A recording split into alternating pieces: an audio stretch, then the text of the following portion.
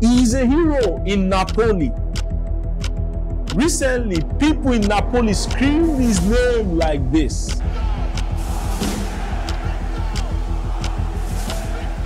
It's also the reason why this Napoli musician remixed the popular song Ameno to this.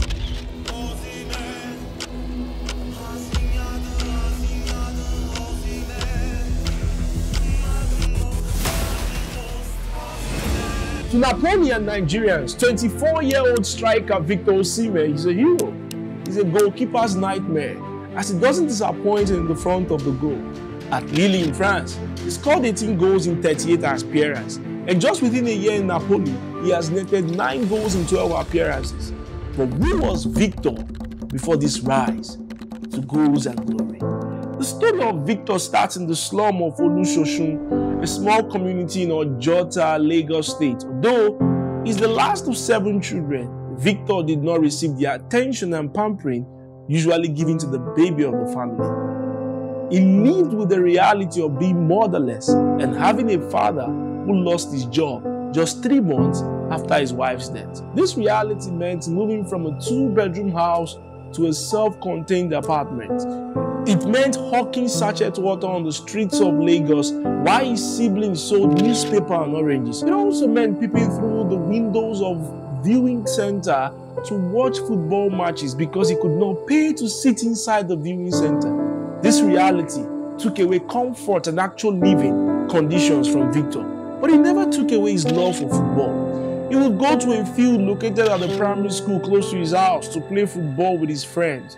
He used football as an excuse to escape errands or paying the little debt he owed the women who had kiosks around his area. Victor is just like a son to me. He's one that used to go and buy my market for me. I'll give him money, go and buy beans for me. And when you buy the beans for me, now you go see select the beans for me. After you select the beans for me, we put it inside shop. Sometimes I will give him money to go and buy beans. So in 2 days I will not see him. So when I later see him, you say you never get a chance. If they go training. But being the humble, obedient, and jovial boy that he was, these women never got angry with him. He understood his passion for football, just like his father did. Although Victor's father knew his son loved football, he wanted him to become a medical doctor.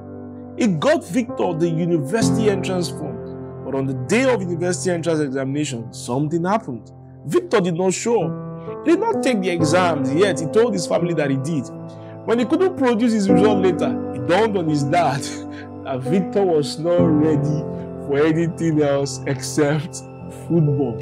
So Victor continued playing football on the field, continued to peep through the window of the viewing center to get a glimpse of an ongoing match, and continued to watch YouTube clips of Didier Drogba because a man had told him he played like the Chelsea legend. Whenever Victor watched the football match, he would say that he knew one day he would become like the man he watched on TV. And when the opportunity came for that, Victor grabbed it quickly.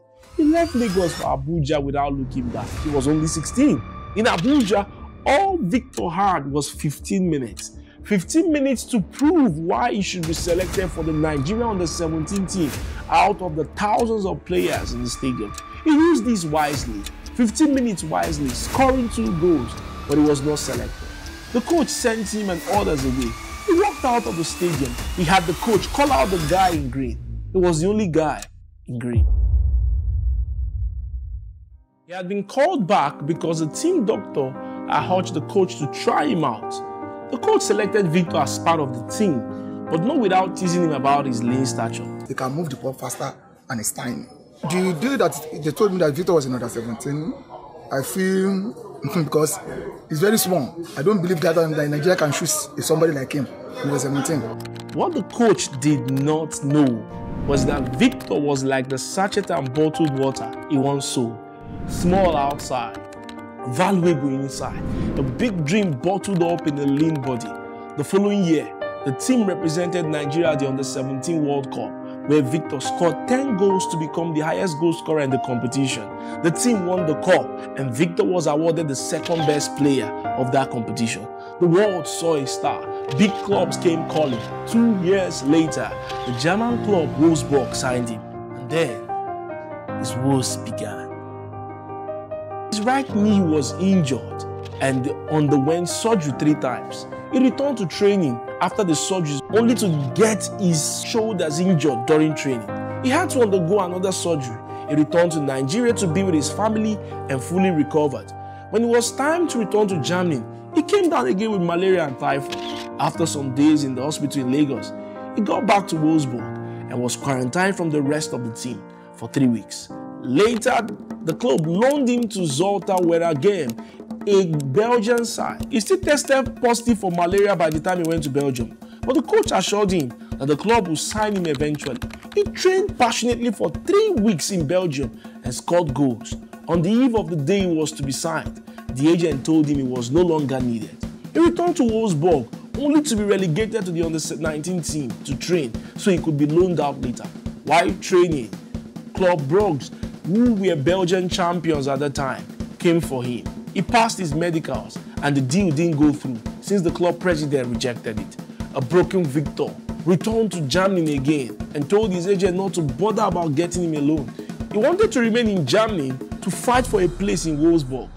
However, 5 days before the close of the European transfer window, Belgium came calling again.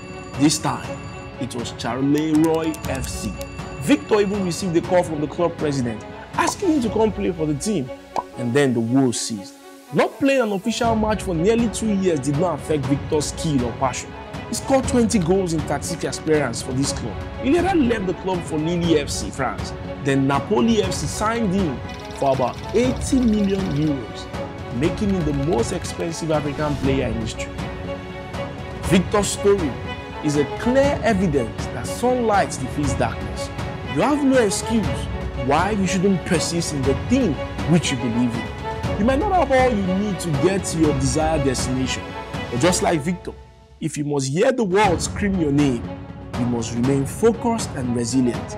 Become the hero of your own story, for only then can you become the hero of God. Thank you for watching Daba Daily. Kindly share this video, subscribe to our channel, and turn on your notification bell. Daba Daily is telling the stories of people, places, and products to inspire you to become better in every area of your life. Till I come your way next time, keep working to become a better version of yourself.